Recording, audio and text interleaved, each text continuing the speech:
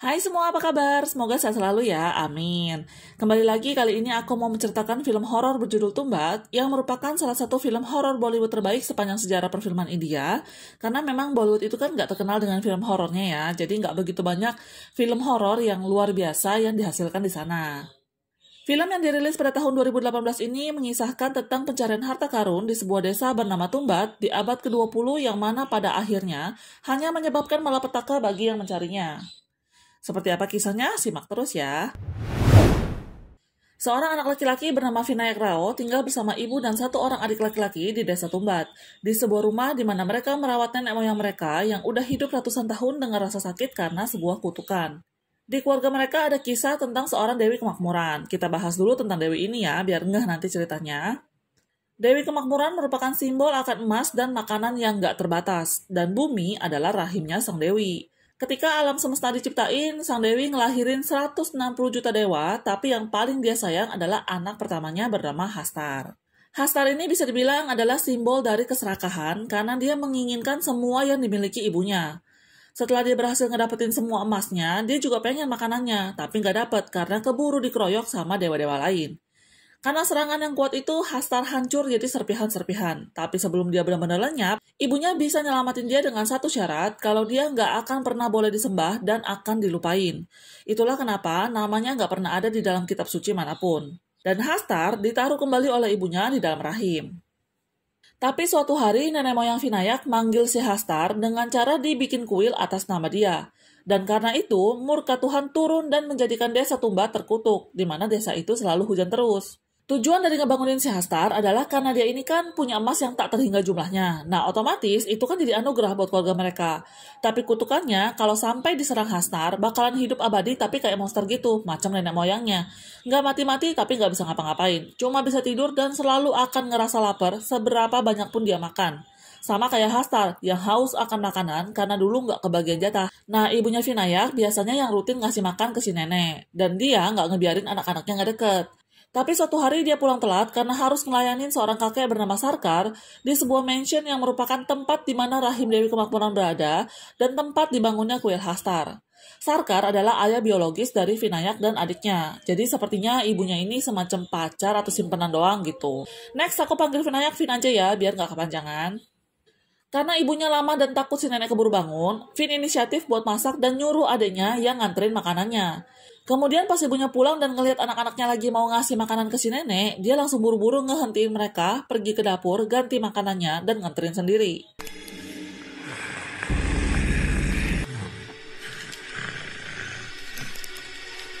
Setelah itu Vin nanya soal koin emas yang dijanjiin sama ayahnya, tapi nyatanya nggak ditepatin. Ketika mereka lagi ngobrol, ada suara dari ruangan si nenek yang lagi ngerengek dan bilang dia nggak pengen harta dan biarin dia mati aja, karena udah nggak kuat sama penderitaannya. Kemudian ibunya ngebacain mantra yang bunyinya, tidur, kalau tidak Hastar akan datang untukmu. Itu mantra satu-satunya untuk menidurkan orang yang terkena serangan Hastar. Warna Hastar आ जाएगा.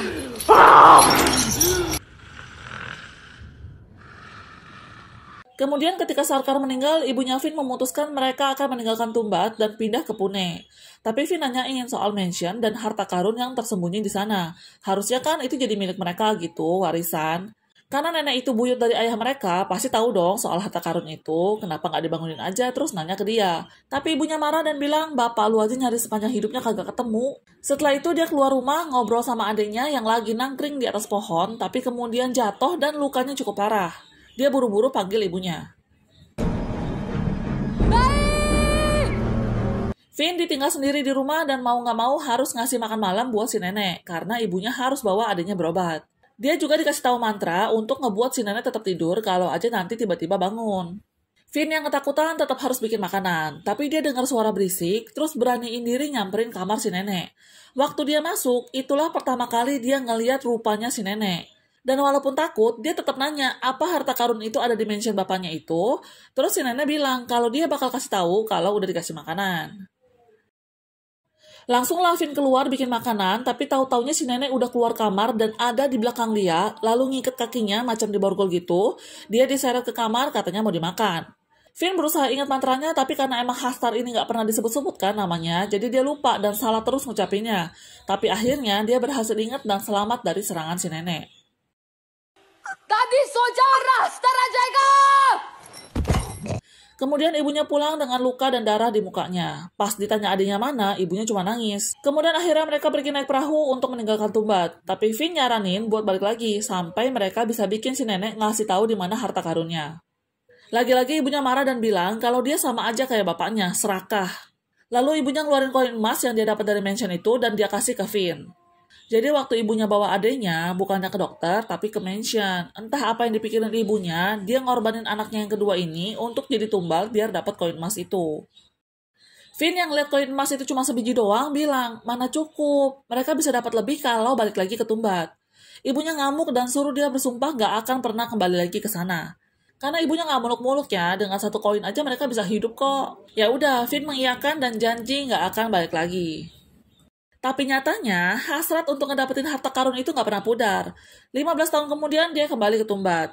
Dia penasaran, kalau si nenek masih hidup setelah ditinggal selama 15 tahun tanpa makanan, berarti legenda tentang harta karun itu juga benar dong. Saat dia masuk ke dalam rumah, kondisinya udah usang dan dipenuhi akar pohon. Gak pakai lama, dia langsung menuju kamar si nenek dan ternyata si nenek masih hidup. Tubuhnya ditumbuhi pohon jadi gak bisa bergerak sama sekali.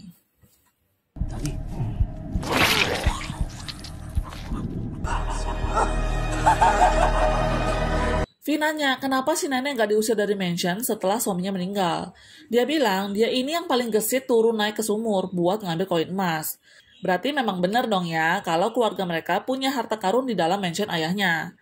Tapi si nenek ngelarang dia buat nyari itu harta. Jangan ngulangin kesalahan yang sama, biar kutukannya stop sampai di dia aja. Dan walaupun Finn bilang dia cuma penasaran pengen tahu, tapi si nenek nggak percaya. Uang mereka sedarah, jadi tahulah ya wataknya. Finn nawarin buat bagi 2, tapi si nenek nggak mau. Karena selain udah nggak guna juga duitnya buat dia cuma pengen mati biar terbebas dari siksaan. Jadi Finn dikasih tahu cara bagaimana harta karun itu bisa diambil, tapi dengan syarat, setelah dia berhasil, dia harus ngebakar si nenek. Finn udah dinasihati juga soal bahaya nyari harta karun, dan dibilangin kalau nggak semua warisan itu harus diklaim. Tapi dia tetap maju terus pantang mundur, karena kalau bukan dia, pasti nanti orang lain yang nyari itu harta, jadi mendingan dia sikat duluan. Dia ngabisin waktu bertahun-tahun mengeksplor seluruh mansion. Sampai akhirnya dia nemu pintu masuk berbentuk sebuah kotak dengan pahatan patung Dewi Kemakmuran di atasnya, yang merupakan jalan menuju sumur harta karun. Lalu dia nepatin janji buat ngebakar nenek moyangnya.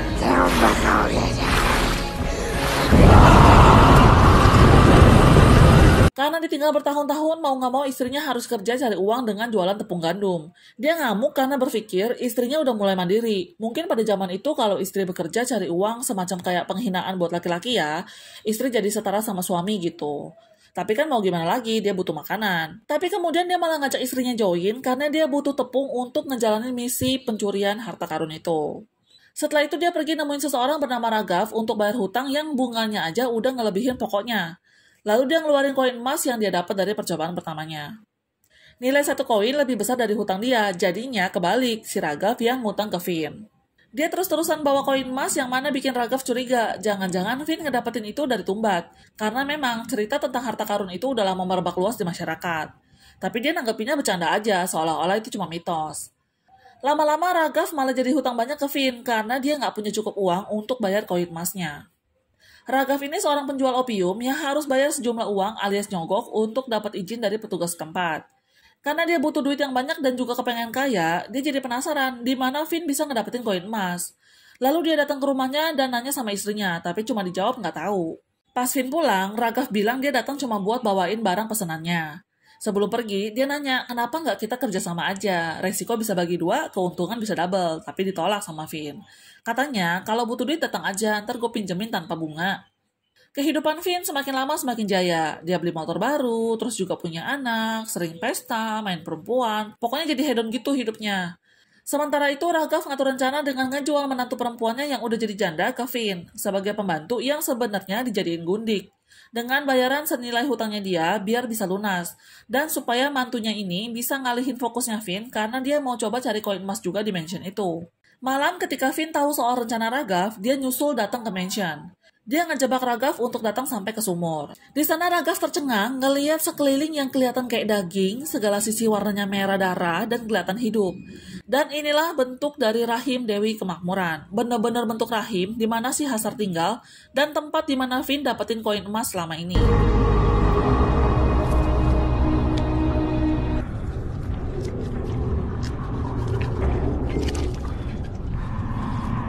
Raghav yang gak tahu apa-apa pas ngelihat ada sebuah wadah gitu langsung dibuka. Bukannya koin emas yang dia lihat tapi malah adonan roti yang dibentuk kayak manusia.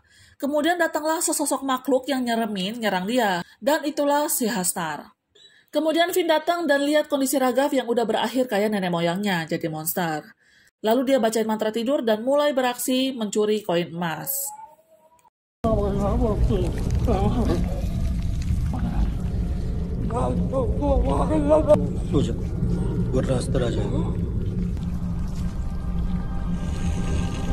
Cara untuk ngedapetin koinnya, dia harus berada di dalam lingkaran yang dia taburi dengan tepung gandum karena Hastar nggak akan bisa masuk ngelewatin lingkaran itu.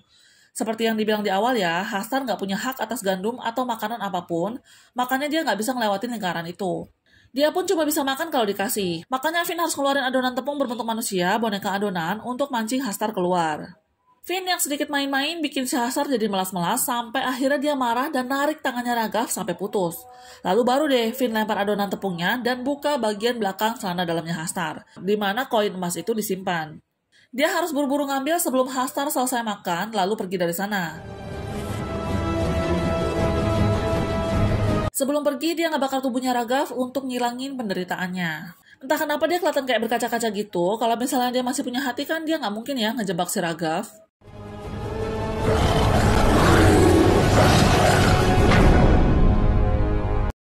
Istrinya Finn yang tahu mantunya Raghav ada main sama suaminya langsung ngusir dia, tapi tetap aja ujung-ujungnya harus ngalah karena suaminya tetap mau sama gundiknya ini. 14 tahun kemudian, Finn udah gak sekuat dan selincah dulu lagi, tapi dia udah ngelatih anaknya yang pertama, Pandurang, buat jadi pengganti dia nanti. Saat makan malam ketika Pandurang cerita soal latihannya, Finn kelihatan gak tertarik sama sekali, tapi setelah itu dia bilang sama istrinya kalau dia akan ajak anaknya ini ke Tumbat. Pandurang seneng banget ketika dengar mau diajak. Waktu dia tanya bakal ngapain aja di sana, ibunya bilang nggak tahu. Nanti pas dia udah di sana juga bakalan tahu dan bisa cerita ke ibunya juga. Besoknya ibunya nyiapin tepung gandum buat mereka. Saat di perjalanan, Pandurang banyak nanya soal Tumbat. Finn bilang kepergian mereka ke sana kali ini cuma buat mempersiapkan Pandurang di masa depan nanti ketika dia udah harus mulai beraksi. Finn ngajarin Pandurang cara buat boneka adonan. Mereka harus campur pakai batu kerikil supaya Hastar makannya lamaan dikit untuk ngulur waktu. Tapi mereka nggak akan pakai itu sekarang, karena Finn cuma mau ngasih lihat lokasi nyata di mana Pandurang nanti harus panen koin emasnya. Dia juga ngajarin cara bikin lingkaran untuk ngelindungin diri dari Hastar. Pas Pandurang nanya kapan Hastar bakal datang, Finn bilang dia akan datang ketika mereka ngeluarin boneka adonan. Tapi karena mereka cuma latihan, jadi mereka nggak jadi bawa kan. Taunya si Pandurang udah nyiapin dari rumah. Langsunglah si Hastar keluar dan Finn narik anaknya yang hampir diserang.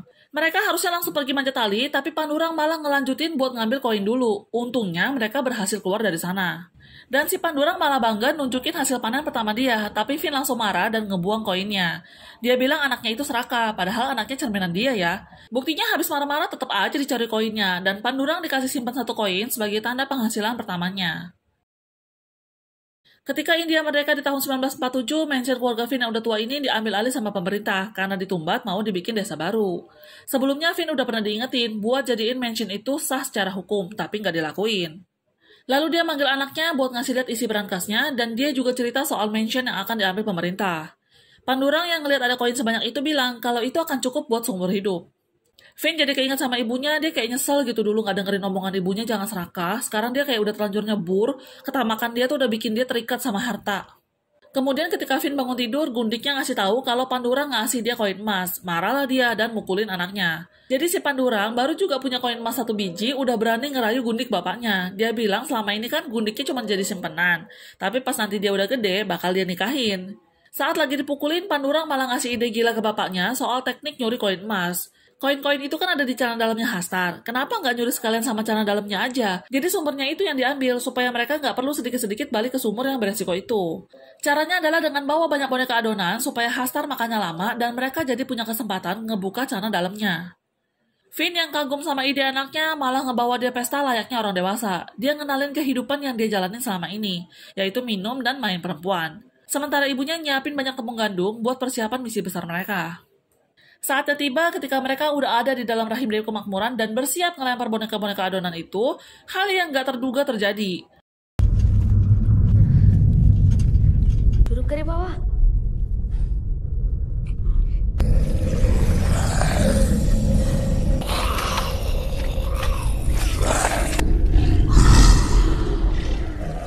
Wujud Hastar gak cuma satu, tapi jumlahnya sama dengan jumlah boneka adonan yang mereka bawa. Tanpa disadari, Pandurang udah keburu ngeluarin semua boneka adonannya, dan semakin banyaklah wujud Hastar yang muncul. Karena udah kepalang tanggung, Pandurang ngelempar boneka itu keluar lingkaran, yang malah bikin para Hastar itu jadi rebutan. Salah satu dari Hastar itu terlempar ke arah lingkaran dan angus terbakar, yang bikin tepung di lingkaran itu bertaburan dan nyebabin lampu mereka mati.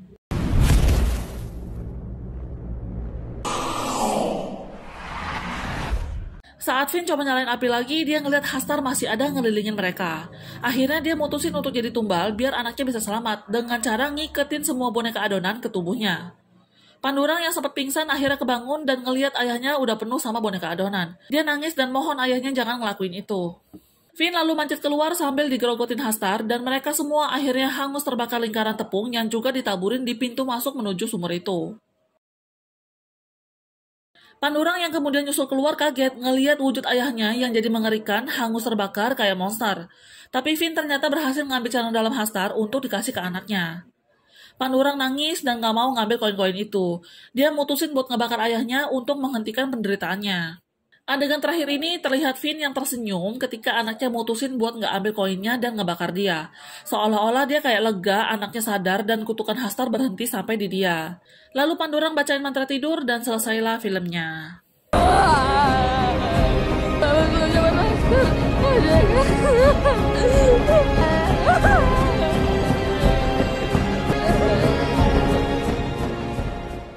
Ada sesuatu yang bisa banget kita petik di sini, yaitu Hastar yang digambarkan di film ini sebagai dewa yang serakah sebenarnya adalah kita manusia. Siapapun bisa jadi Hastar. Ketika hawa nafsu, ketamakan, menguasai diri, manusia cenderung bisa ngelakuin apapun untuk ngedapetin yang diinginkan. Makanya, pengendalian diri itu penting banget. Oke, sekian arus cerita kali ini. Semoga menghibur. Sampai ketemu lagi di cerita berikutnya. Bye-bye.